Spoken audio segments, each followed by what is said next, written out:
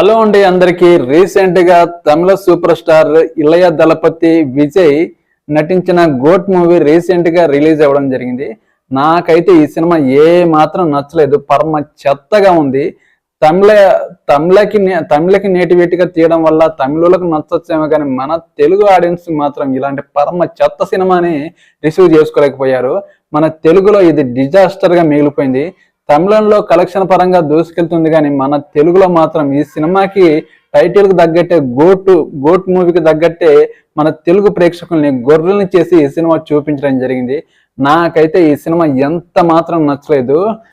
Vijay dual character చేయడం ఏంటి, అసలు తండ్రి మీద కొడుకు కోప్పడి విలన్ గా మారడం ఏంటో, ఈ సినిమాలో డైరెక్టర్ చూపించిన స్క్రీన్ ప్లే విధానం ఏంటో ఎంత మాత్రం ఈ సినిమాకి ప్లస్ పాయింట్ కాలేదు. ఈ సినిమాకి మైనస్ పాయింట్ ఏంటంటే మ్యూజిక్ కూడా పెద్దగా సెట్ అవ్వలేదు.